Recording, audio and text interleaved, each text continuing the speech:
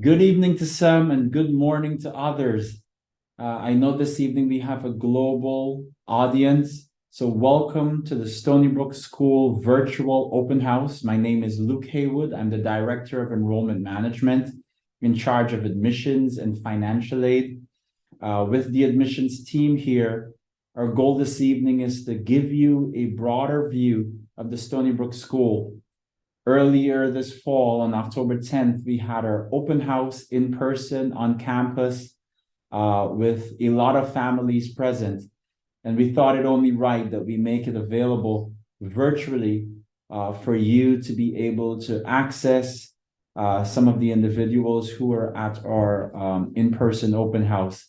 I'm going to share screen and share with you today's agenda so that you have a sense of how the evening is going to flow. This evening, you will hear from our head of school, Joshua Crane. You will hear from our academic dean, our director of athletics, our director of counseling, our director of residential life, or chair of our visual arts department, and one of our students. It's an opportunity for you to get an inside perspective, a holistic view into the Stony Brook experience. Then we'll open up for questions and answers and guide you through the next steps for the application process. The Stony Brook School is in its 101st year, and for the last 10 years, Joshua Crane has led the Stony Brook School to new levels of success and innovation. Help me welcome Joshua Crane. It's a privilege to be with you all this evening. And so good evening to some and good morning to others. We're grateful for the worldwide audience here this evening. So I wanted to speak to you today, both as a head of school, but also a parent. I have two graduates of SBS and two students who are currently in the school. So I know what it is like to be a parent here. We're grateful for the fact that you take the time to be with us this evening, and we hope that this time together spurs you to further action. So if we're able to pique your interest tonight in the Stony Brook School, I highly suggest that you make a visit to campus to be able to see the genuine warmth and authenticity that we have here at Stony Brook. We often hear a testimony of folks who visited for the first time say things like, gosh, it just feels different here. There's something so peaceful about this place. It's just different. And Stony Brook indeed is different, and we'd love for you to be able to experience that. So what I'm going to try to do in just a few minutes that I have is convey to you some of our distinctives. You have lots of choices when you contemplate where your child is going to school. We're honored that you would consider us. But we want to be sure that you understand who we are. It's really important that we're able to convey to you what makes Stony Brook, Stony Brook. As Luke mentioned, we have a panel of students and administrators and faculty members who will be able to answer questions for you, and they're the real stars of the show this evening. But what I'd like to do for the next few minutes is just share with you what it is we're trying to accomplish in the lives of our graduates. We want to be super transparent about that, because at the end of the day, what we want to do is have a partnership with our parents. You know what we're trying to accomplish. We know what you're trying to accomplish. We find those to be the best kinds of partnerships. So if you've not read our mission statement yet, I would encourage you to do so. It's rather long, so let me just summarize for you here.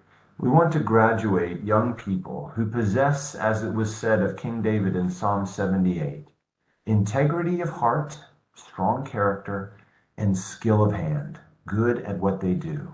Integrity of heart and skill of hand. Allow me to explain. So I get to travel a lot as head of school, visiting donors, visiting alumni and different people all across the globe. I hear stories, I ask questions, I make observations, and I try to trace the thread of Stony Brook through it all. And I wanted to share with you just a few brief recent vignettes of my visits with alumni and current students spanning over 60 years of SBS history. Back in March of this year, I was in St. Louis, where I was meeting with someone from the class of 1956. He had a very successful career in advertising. I visit him annually, and this go around, I had the pleasure of being able to see him in his home, where he was caring for his wife of 63 years, who's had dementia for the last 2 years. I witnessed the compassion, the commitment, and the care that she simply can't fake.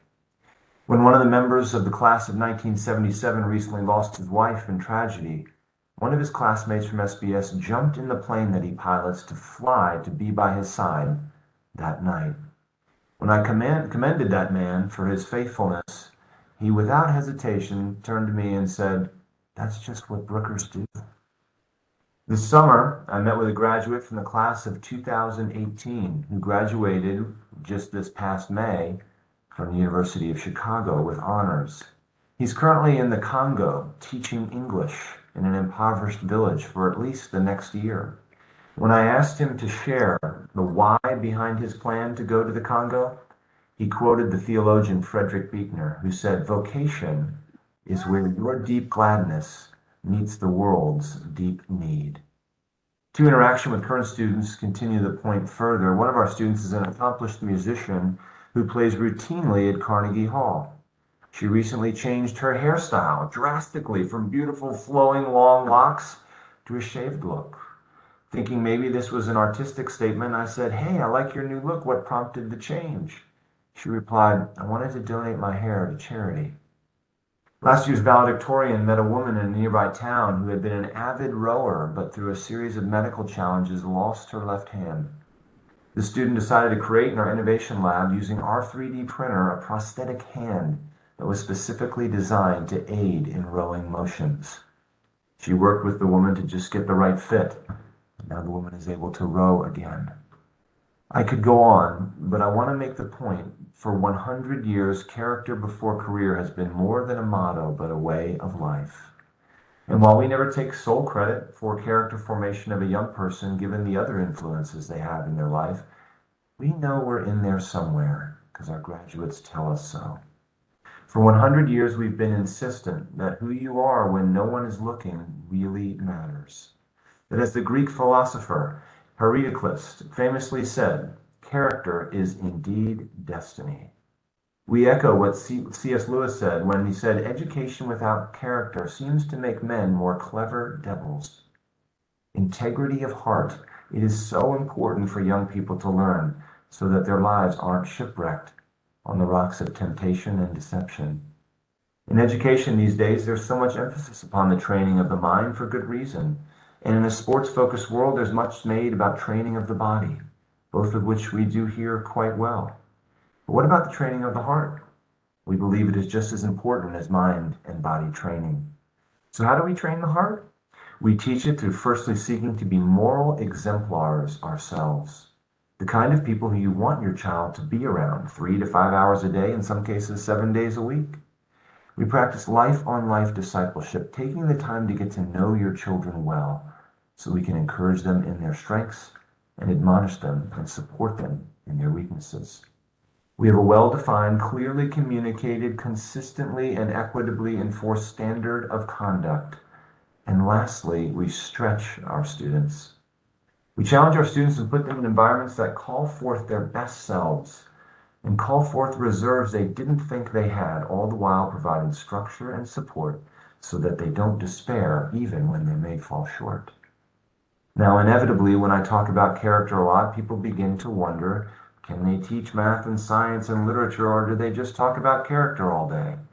It's a fair question, and that's why integrity of heart and skill of hand are so important to us. Our approach works. We are a school that delivers quantifiably excellent results. 45% of our graduating class last year were accepted to the top 30 colleges and universities in our country. Our robotics team participated in the World Championship last April in Houston, Texas, which marked the 4th time in their 6 years of history that we've had a program qualify for this honor. Science Olympiad, in its 3rd year of being organized, competed for the state championship last year. Our Ethics Bowl debate team routinely competes at the national level, and last year in athletics, volleyball Boys and girls soccer, girls tennis, boys and girls basketball, cross country, boys and girls swimming all made playoff runs with 2 league titles out of that group. Sailing went to nationals, and baseball competed for the state championship. What we do with all our might. We seek to hire men and women who are skilled in their disciplines, whether that is academic, artistic, or athletic, to help students discover and develop the skills they need to impact their chosen fields. Integrity of heart and skill of hand, not mutually exclusive, but symbiotic, working in concert together to achieve true flourishing. If you are here tonight because you're a Christian family and you're wondering about our commitment to historic Orthodox Christianity, allow me to say that our commitment to the truth of God's Word is as firm as it was when we were founded in 1922. If you desire your child to grow in his or her Christian faith, your child will have plenty of opportunity for discipleship and mentoring by our faculty and staff who serve our students as they have for the last 100 years. There are Bible studies, our youth group Driven meets weekly, there are mission trip opportunities, nightly dorm prayer, and the Christian Life Team that are all designed to help your child grow in his or her faith. But if you're not a Christian and you're wondering what it would feel like to go to a Christian school as a Hindu, as a Buddhist, a Muslim, or even someone with no faith at all, let me put your mind at ease. We are not going to try to convert you. That is not our job. But what we are going to do is present to you humbly, winsomely, and faithfully what it means to live as followers of Jesus Christ. We also ask our students the big questions of life. Why am I here? What is the good life? Who is God? What happens when you die? Because we find that these questions open up great discussions and engender critical thinking that has an impact on all aspects of our lives. Our metrics of success as an institution are not conversions. We would consider ourselves highly successful if upon graduation your child said, I didn't necessarily believe what they believe, but wow, SBS taught me so well. They really cared for me as a person. There's no way to sugarcoat or soft pedal the reality that we live in a world that is characterized by volatility, uncertainty, complexity, and ambiguity. I wish it weren't the case, but it is indeed so. Who has the chance to lead us out of these conditions and into true human flourishing? In our view, it is those with the integrity of heart and skill of hand. The Stony Brook School is committed to producing such people, and we hope that you will give us a chance to partner with you to see that your child makes the deepest impact possible on a world that needs them so desperately. Thanks very much for listening to me. What I'd like to do now is turn it back over to Luke Haywood to introduce our panel and open up the opportunity for questions and answers.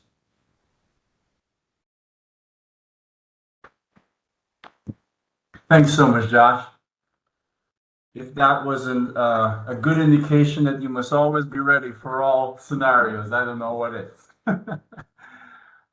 So it's my pleasure to introduce you to some other members of our community. We have with us today Mr. Jeffrey Smith, who's our school academic dean. We have Dustin Moniz, who is our director of athletics. We have Chad Perney, who's our director of student life.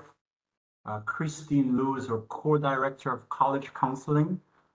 Anna McDonald, who is our visual arts chair.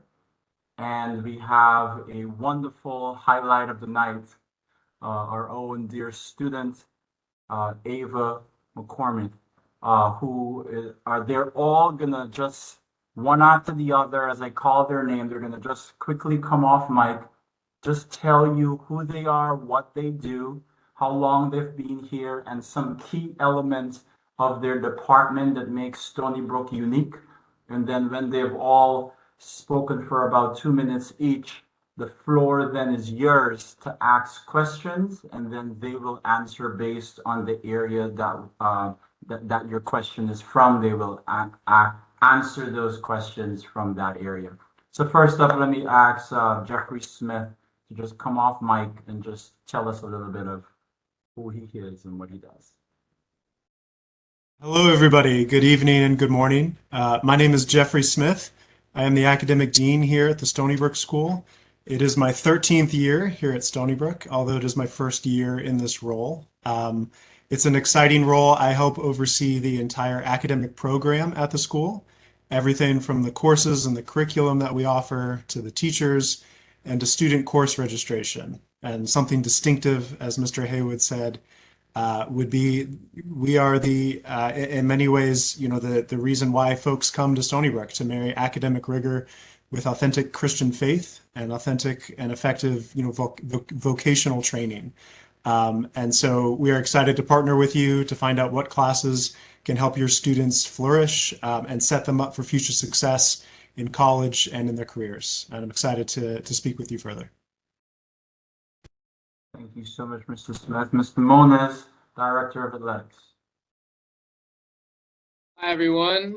So nice to see you all this evening. I'm Dustin Moniz. I'm the Director of Athletics. I've been at Stony Brook for 7 years. In athletics, we offer 27 different sports, so there's tons of options, and you can find your passion here. We also offer a full training program. We have professional trainers for students who are looking to get stronger and become more fit. We have folks who are working with our students in speed and agility, so you can get better and better at your sport. And at Stony Brook, we focus. I think something that makes us really unique is that we treat athletics as part of the overall educational curriculum here. So just as we see the character education that goes on in our dormitories and in our classrooms, we see athletics as a place where your character is shown and created and schooled as well. So athletics are a really awesome part of being a Stony Brook student, and all Stony Brook students put on a Bears jersey and learn what that means to wear that jersey. Thank you. Thank you so much. A lot of you believe in beginning with the end in mind. And some of you, as you're preparing for this middle and high school experience, are already thinking about college. So up next, let me introduce to you Mrs. Christine Liu, Director of College Counseling. Hi, everybody. It's so good to be with you tonight, and welcome. I've been here for 8 years, and I have been in this role since I've been here. So I've been a college counselor for the past 11 years, but my training and background are actually all in mental health counseling, which is what I did before I did college counseling. And so I think what makes our program really unique is that we actually, it's not a cliche. We really do get to know your students. Just as you are on here tonight, really thinking about the next 3-4 years, right, where you'll be. We are very, very intentional in getting to know students so that you will be as thoughtful about the next 4 years after you leave Stony Brook. And so we have a lot of one-on-one meetings with students. We also have somebody in our department who runs a program called Youth Science. And it's an inventory to kind of help students get to know their drivers and their strengths. This is all information that we use actually as we move students through the college process. I do want to say that even though the sign down the street says that we are a college preparatory school, we try not to have these conversations until the 11th grade. We really want students to really embrace the experience here. We want students to be students and to love the learning process without solely thinking about college. And so when we do get to students, though, beginning in the 11th grade, we oversee the entire process. Your students, you will get lots and lots of help from our department. But most of all, what you're really going to get is a lot of concern and care and our knowledge of each and every one of you, as well as our knowledge of colleges out there. So that at the end of the process, you are successful and that it's going to be a really good fit for you wherever you decide to go to college. I was actually going to say that for those of you who are concerned about output, right? Our outcomes. I was going to tell you that we have great outcomes, but Mr. Crane already mentioned it in his speech. But I'll just say that for those of you who are interested in rankings and that kind of thing, we don't focus on it too much in our department. But yes, 45% of our last year's senior class were they were accepted to a top 30 school. So we're actually very, very proud of the work that we've done, continue to do. But what we're most proud of is getting to know the students through the college application process and making sure that they land somewhere where they will continue to grow and flourish and thrive. So great to be with you. Thank you so much. Well, Stony Brook is known for a very balanced education. STEAM sometimes sums it up, but it's more than that: science, technology, engineering, arts, and math. And tonight we have our visual arts chair, Anna McDonald, who can tell you both about her background growing up at Stony Brook quickly, but also her role here as the visual arts chair. Anna, the floor is yours. Thank you. Welcome, everyone. Normally, I would love to show you a background of the studio, but there's a wonderful concert happening right now as we speak in Carson Auditorium. So we have a very flourishing visual and performance art program. I can try to answer questions for you also about the performance art. I was actually born on this campus to two parents who dedicated their whole lives to this community. And even though I went off and spread my wings and started teaching at college, had a great opportunity to be a Division I athlete at Dartmouth College, very strong winds blew me back because I wanted to raise my family in this community. It's a beautiful one. I have three kids of my own, ages 14 to 4. And I also so I went here as a student, and I'm alum, but I'm a teacher now for 11 years here. And I also coach rowing, which has had a wonderful second year, making nationals in our very first year. Very exciting. We were the head of the Charles this past year, which is just such a spectacular event to attend. There's so much vivacity in our programs and so much love in them from our mentors that I really enjoy my job so much. Some of the things I'm most proud of our visual art program is that we really foster cultural literacy and students knowing themselves. So there's a lot of identity formation, knowing yourself, internal research, and also external research, knowing what's going on in the world and understanding contemporary society and how your own sense of self-knowledge can prepare you for giving your gifts wisely to the world and creatively. And there is creativity is in demand. A lot of the languages we use to market in this current day and age is through visual communication. So all of our students really benefit from raising them for the requirements that we have in the art program. But there is a lot of freedom to go off-road a little bit and develop beyond just the traditional arts. We have a very robust digital media arts as well as classic traditional studio arts and opportunities to specialize. For a school of our size, we have a lot of diverse programs such as architecture, product design. And so if you have questions specifically about any of those art programs, I'm happy to answer them and do my best to speak on the music department's behalf while they're playing in the other building. Thank you so much. Last but not least, our superstar student, Ava. Tell us who you are, what year, what do you do on campus, what has made your experience positive? Great. Hi, everyone. I'm Ava McCormick. I'm currently a senior at SBS, and I've been here since 7th grade. So this will be my 6th year here. And I do a lot on campus. I'm on the admissions council, and I have been since 8th grade.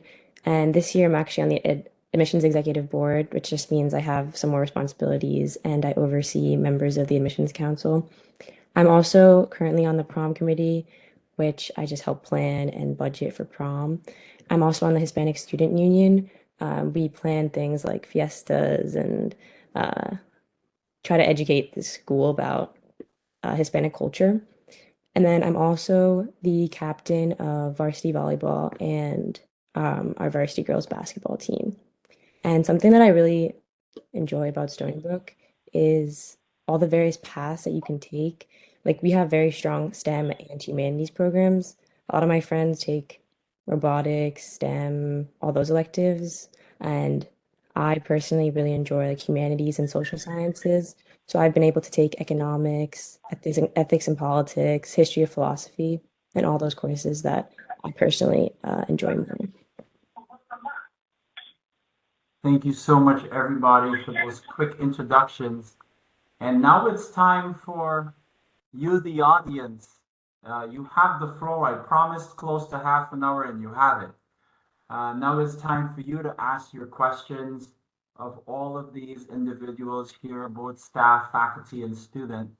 You can probably save more of your admissions focused questions to the end because myself and admissions team will be here to answer those questions at the very, very end. I want you to focus your questions, if you can, on some of the areas that you just heard introduced. So let's see, who's going to be first in the chat?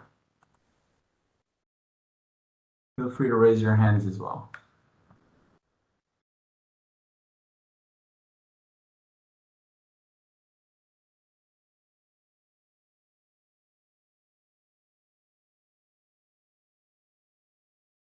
We've got a quiet house tonight. Oh, thank you so much. I see a hand raised. Go ahead. Um, good evening, and I had questions about sports because I really enjoy played all the sports and especially swimming, running, and soccer. So I want to ask about the sports team in your school, just like those sports programs. Thank you so much for your question. Yeah, I think I can help with that question. I think you said swimming, running, and soccer. Were those the ones you said? Yeah. So, yeah, we offer those sports. There's actually 2 opportunities to swim, both the fall and in the winter. In the fall, we also play soccer. So, if you like all those sports, you would likely want to do soccer, and then in the winter season, do swimming. And then I think you said running too, which we have a great track team in the spring that you can be a part of. And there's also the fall also has a cross country team that you can be a part of. And if you'd like to just practice running while doing another sport, there's also speed and agility that happens every Tuesday and Thursday night. So the opportunity to do all those sports exists on a number of different levels. And I'm glad you're excited to participate in athletics when you come here. Overseas. We have a hand raised from Juliana Lee. Go ahead. Hi, good evening. Thank you for all the great information on SBS. We're excited to be here, and I had just a couple questions. One, around all the great activities that we just saw up on the screen, are the students able to select which ones they want to participate in, or are there any that are mandatory that have to be taken? Ava, maybe you can answer that. Yeah, so for athletics, we have a 2 sport requirement, but one of those has to be physical. So like Mr. Mona said, you're wearing a uniform, but there's a lot of options for that, like very much variety, badminton, track, volleyball, soccer. But then your other sports requirement doesn't have to be physical. It can be um, something else, such as we have chess club, robotics, the TIS, which is our theater program, and some others as well, like mock trial. Mock trial. You can be a team manager for one of the sports. So you have options. Great questions. Thank Who's you. next? Can Go I ahead. actually, Luke, if I could ask just one more question on the activities? I did see the list. Is there an activity for equestrian, horseback riding at all? I'm not sure if that's even available. I can answer that. We don't offer equestrian at the school, so we don't have our own facility, but there are students who do equestrian at Stony Brook. One of the options is called an alternative sport option. And so if there's a sport that we don't offer that's offered locally, sometimes we help families connect with those programs. So equestrian is one of those that some of our students do outside of Stony Brook. yeah, and like others were saying, there are a ton of options here. There's the chess team, there's the science Olympiad, there's our theater program. Those all count as a sport, and we have to do two sports, one being physical, like Ava was saying. Thank you so much. You're welcome. We have a hand raised, but I'm going to take one from the chat, and then I'm going to ask Lynn to come on mic and speak. So one in the chat was, what type of performing arts programs do you offer? I can speak up a little on that on the behalf of the performing art programs. We offer at least one major production during the winter season each year, and sometimes, occasionally, students will put together a smaller production, often more directed by motivated students. But typically, every third or second year, we'll have that main production be a musical. So it's an opportunity to involve not just actors and set design and tech crews and makeup artists. It's a huge event that involves almost, it feels like a quarter to a third of the school. It's usually a really momentous event that people all collaborate around. But there's opportunities also for singers to get involved and choreographers. So if students are involved in dance off campus, they have an opportunity to showcase their skills. Also, we have a really robust program at Stony Brook for our international community, and they also, students perform in front of their classmates on multiple open mic nights, but also can polish their skills during the international festival, where it's really well-attended events where students showcase traditional and contemporary arts from all around the world and showcase food from all around the world, and we really celebrate that event tremendously. Thank you so much. Lynn, feel free to unmute. Hi, this is my mom. She's Lynn. I'm Chris. Hi, Chris. Hi. My mom was wondering, like, is there a difference between like 5-day boarding and the 7-day boarding? That's a really great question. Yes, so a 5-day boarder would be in the boarding facilities from Monday to Friday, and then they would go home on the weekend. If you are an international student, a citizen of another country, we don't really offer that option. Those students are 7-day boarders. 7-day boarding would be all 7 days of the week you're on campus. But the beautiful thing about our boarding situation here is if you wanted to visit a family member or a friend, you do get passes where you're able, with permission of your parents, to be with your family member or friend off campus. Oh, yeah, and I have another question. So if I were to take a sport, but I was not really good at it, or if I haven't really played it at all, would that be technically okay, or would I have to know something about it first? Very great question. Mr. Moniz? Yeah, so we have a lot of students in that situation. We try to have as many levels for teams as we can, and we're actually hoping to expand the amount of teams that we have at Stony Brook. There are certain teams where there's only a certain amount of students who can play, generally based on the facility. So there's only so many people who can fit in our gym to play volleyball or something like that. In those cases, we do make cuts. Yeah, so if that were to happen, though, it doesn't mean that you can't participate in athletics. It just means that we would look for another team for you on campus where you can participate. So, for example, our cross country team has unlimited spaces, so kids can always go there. Our track team, we don't cut anyone from our wrestling team. There are there's a bunch of sports actually. You know, strength and conditioning, we're not cutting anyone from. Baseball is a sport where we don't make cuts. So there are a lot of teams on campus where even if you don't have any real experience with it, you can still play. And then hopefully, you know, as you get older and you develop, you end up making that team, and that's our hope for our students here as they go through their experience. Thank you so much. Thank you. I'm going to take Mayu, I hope I'm pronouncing your name correctly, then Layla, and then we'll take 2 questions from the chat. So we see the questions in the chat. We will get to those. So let's have Mayu, you go next. Hi, this is Nathan, I guess. So I'm curious about what biology programs you have, like more like competitive bio programs.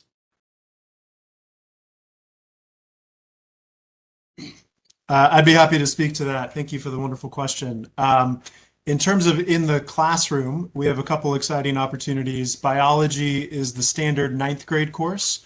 There's regular biology or there's honors biology. And then after that time, we also offer AP biology with an excellent teacher and as an additional lab period. We also offer a course called Anatomy and Physiology, which is taught by an incredibly talented teacher, which is a really popular course as well, and is not exactly biology, but overlaps with that. Those same teachers also oversee our Science Olympiad program, which is an after-school co-curricular, and they do a lot of really exciting science competitions. They're very, very skilled and talented. They go to nationals like many of our teams do. And there's also a series of other smaller things. Forgive me as I'm a history teacher by trade, but we do some DNA barcoding competitions here on Long Island. We've got one student who has a really stellar internship at an internationally renowned lab called Brookhaven National Lab, which is a couple towns away here on Long Island. And he goes there one day a week. His internship is a little bit more in physics, but that's the type of thing that we are building out, and they do biology as well. So that's just a sampling of some of the great biological offerings that we have, and we're always looking to expand more. One other thing I should say, we also offer, starting next year, a course called Advanced Scientific Research, which facilitates students getting internships or research opportunities, and they present and share those and defend their research to the community here on campus. Part of that is to sort of open the gates here at Stony Brook and get folks and students plugged in with the many offerings here on Long Island. I want to be conscious of the time, so I want to just move along with Layla, and then I'll take 2 questions from the chat and come back to Joyce. So Layla, you're up. Hi. So I had a question about the online French course that I know the school offers, and I was just wondering what the layout of that is and how it works. I'd also be happy to take that. So I can give you 2 answers.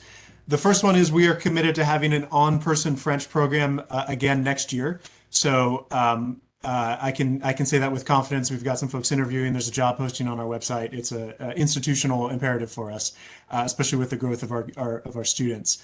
That being said, we do offer French currently right now online. We have an online extension school by the name of Gravitas that you can get an entire Stony Brook degree from anywhere in the world.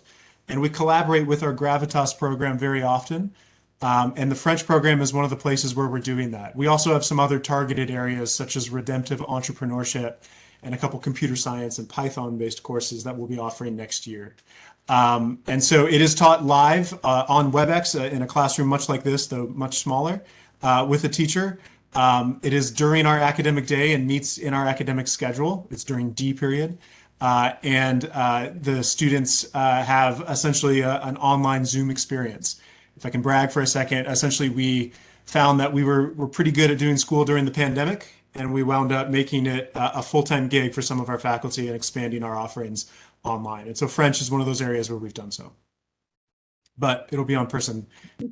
Thank you. Okay, thank you. Excellent. I'm going to take Joyce and then go to the chat. Hi, my name is Ashley Precious and my mom is Joyce. Hi, Precious. Hi, I have a question about the athletics. I heard Ava say that 2 athletic extracurriculars are mandatory, but seeing how Stony Brook has a lot of support, if those 2 extracurriculars get overwhelming or are getting in the way of your AP classes or one of the interests you want to pursue, what is the policy with that? Would you be able to drop it, or at least one, but I know health is important, or at least one, and pursue something you're more interested in, or would it really have to be mandatory? Yeah, I think I can answer that question. So I think I mentioned this in the beginning, and so part of the Stony Brook education is focused around character and development of the whole person. And one of the things we are really looking to do is create well-rounded human beings after you leave here. And so the athletic requirement isn't to, put athletics over academics, because we have students who are incredibly gifted academically. You heard about the college acceptances. I mean, I think that speaks for itself. So our students are able to be extremely academic and meet that requirement of the two sports. And we do make it so that if you are very academically focused, we find ways to support you if you're struggling. And we could talk more about what that looks like. As far as, like we offer supervised study hours, and we have mandatory team study hours in certain sports. We have tutoring that happens on campus and things like that. But also, we offer sports options that are at different levels of commitment. So, for example, if you're on the volleyball team that Ava's on, that's a very strong team. They practice every night. They have tons of games. They really do have to manage and walk that difficult balance between their academics and their athletic commitment. However, there's also sports like strength and conditioning where students go 3 times during their free periods, 3 times a week during their free period. And they work out with a trainer, and that counts as an athletic commitment. So it kind of depends what you pick here, and there's different levels of commitment between different sports. But everyone, does participate in sports, and they're also able to do clubs and activities as well that also count as a sport, like that was mentioned earlier. I hope that answers your question. No, those are great responses, Dustin, and it segues into two of the questions that we have in the chat. So one of the students says, I understand that boarding students can feel lonely at times, being homesick, even with a busy school schedule. In what ways do you monitor and assist with counseling in times of need? I'll couple that with a second question, which says, what type of academic support is available for students? So I think that's an excellent segue with respect to how we support students. I can ask maybe Mr. Smith to comment on that, and maybe Anna or also Ava as a student to comment on that. Sure, I'd be happy to address it first. In terms of a typical day, we generally have block periods where 4 classes meet per day for about 83 minutes each, with a 7-minute passing period. And in the middle of the day, of course, we have lunch. There's 2 periods essentially, and then there's a lunch or some sort of meeting period. Sometimes that's advisory, where students meet with one faculty or administrator in a group of 8. And that is part of our academic support progress structure as well. They are the first sort of wave, and each week they'll go through the students with their grade, ask how they're doing, ask how their mental health is, check in with them, help them feel seen and heard and known. And then sometimes there might be a session called office hours, where students can meet with teachers in small groups or in one-on-one. And then they go back to class for 2 periods, and then they go to their co-curriculars. And if they're a boarding student, there might be an evening meal and study hours at night. In terms of broader academic support, in addition to our advisors who help oversee the first wave of academic intervention, and our office hours where students can meet with teachers, we have a variety of other support structures, such as a peer tutoring system, supervised study hours for those students who are really struggling. The academic dean team, there are 3 of us, are constantly checking on student scores, running spreadsheet reports, sending what we call official notes, which goes to the student, to the family, and to the advisor, and as needed to the teachers, updating them on low scores, what resources are available to help. We also have student leaders who take the lead on this. We have an entire academic council and an academic prefect who help organize things like peer tutoring, who help organize things like study sessions, things like this. And we also have a Department of Learning Services with a director who's amazing. They connect with students both for subject-specific tutoring and for students with learning accommodations and differences. Excellent. Being conscious of time, it's 9 minutes to 8 o'clock, so I'll probably have Anna speak very quickly, and then Ava, and then I'll take 2 students' questions, And probably with 3 minutes to go, I'll tell you what next to do with the application. So, go ahead. I just wanted to speak very briefly about two other roles I didn't mention that I have that are probably the most important roles I have at Stony Brook. In answer to your question, I'm an advisor and I'm a dorm mom. And those are two touch points that I have twice a week with my advisees. I check in about not just their academic goals, but their mental health goals. They're like meeting their basic sleep needs and needs in so many ways, and also their spiritual goals for themselves and their social goals. So this is a campus with surround support. And at night, as a dorm mom, once a week, I'm there. I bring snacks for my girls. My kids, my own kids, beg to come with me to dorm night because it's a really sacred space.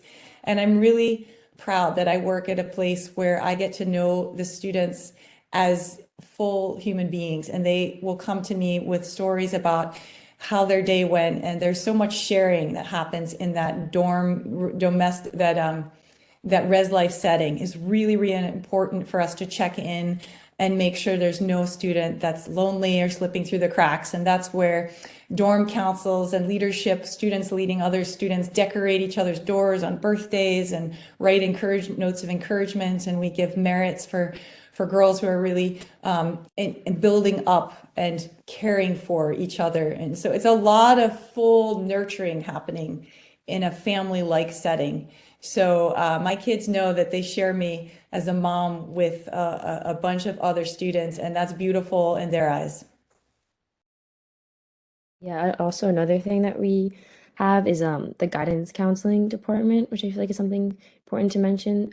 So we have guidance counselors available if anyone just wants to talk about more general mental health things or even academic.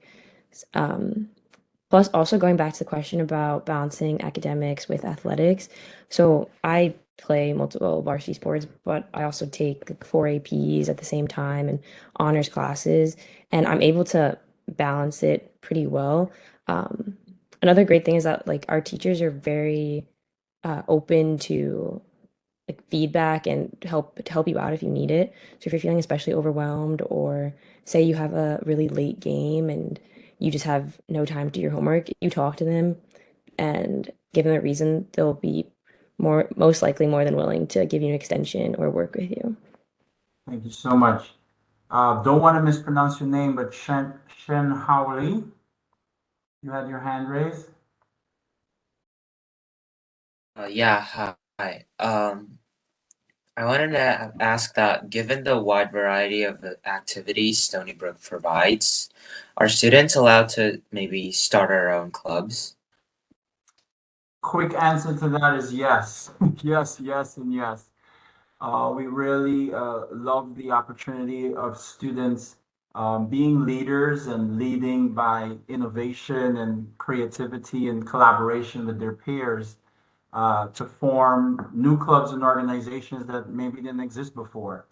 So that is encouraged indeed.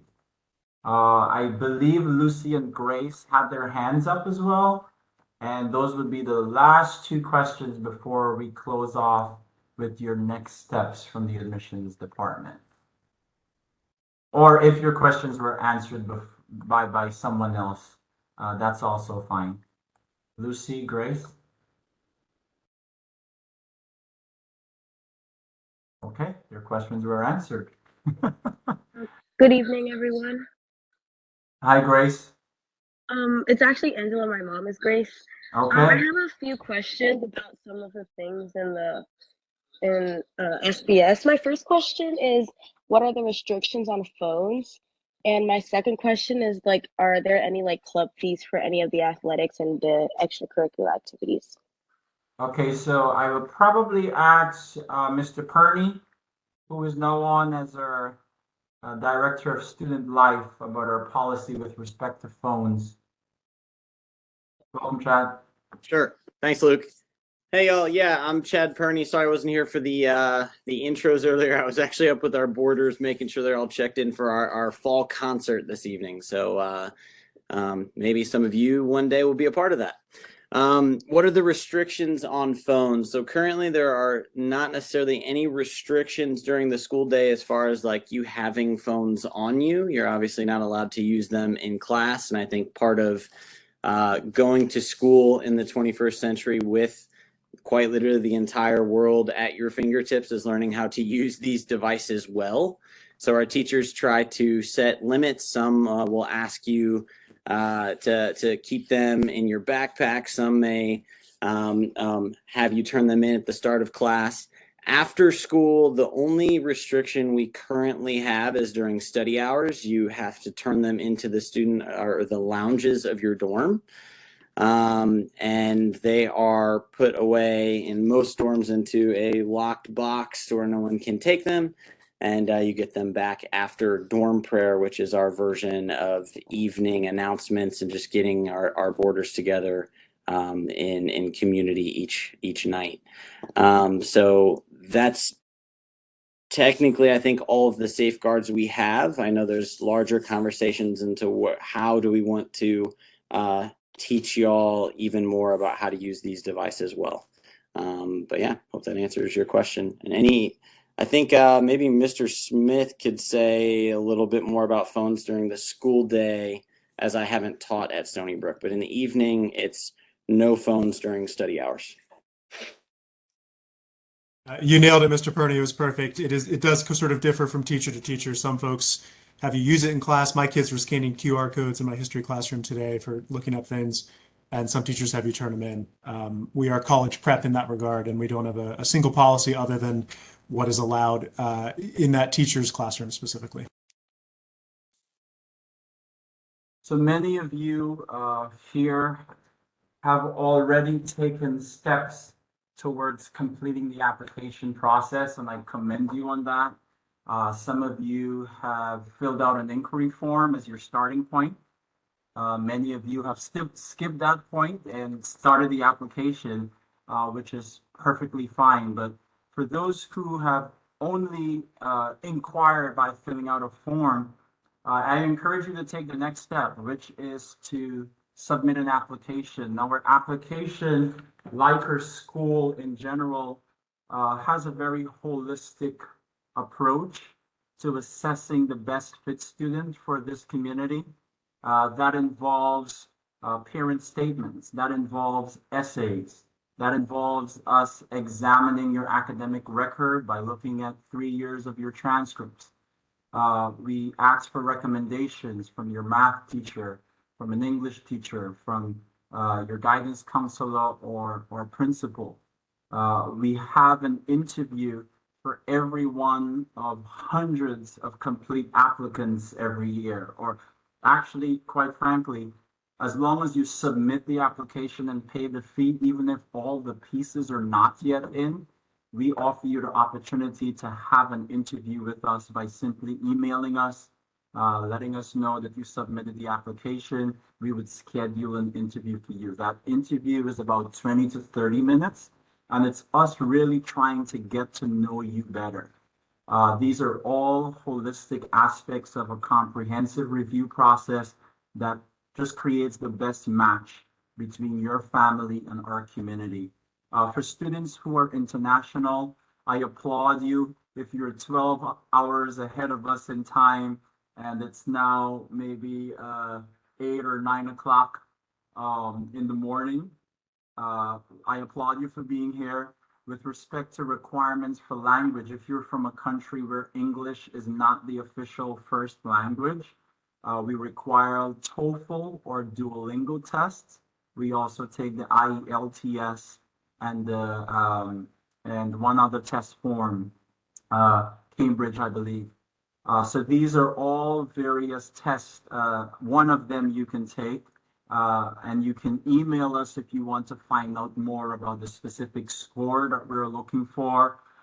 We don't necessarily convey that because sometimes it varies by region in the world.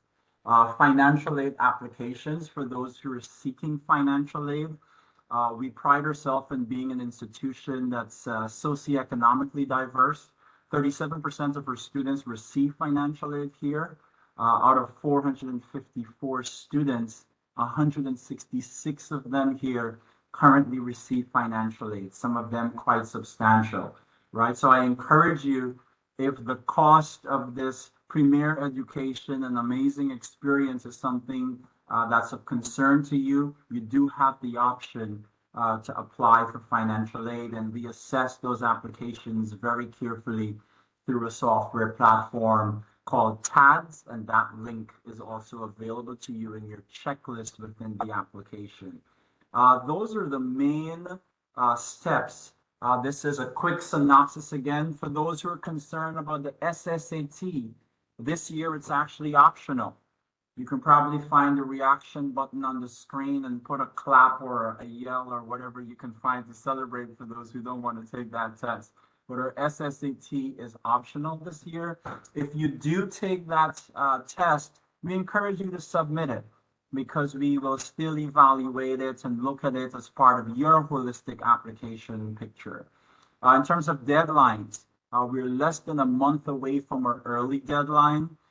This is not early decision like college where you're sort of like committed to attending. It just puts you in our early decision review process.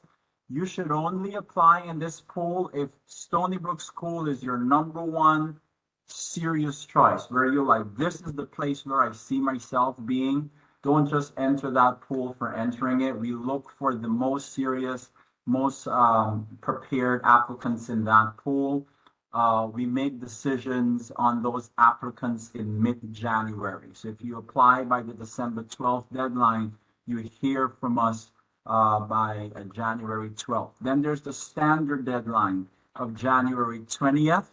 The vast majority of our applicants apply for that standard deadline, and they hear from us on March 10th, which is sort of like a universal response date for most private schools in America.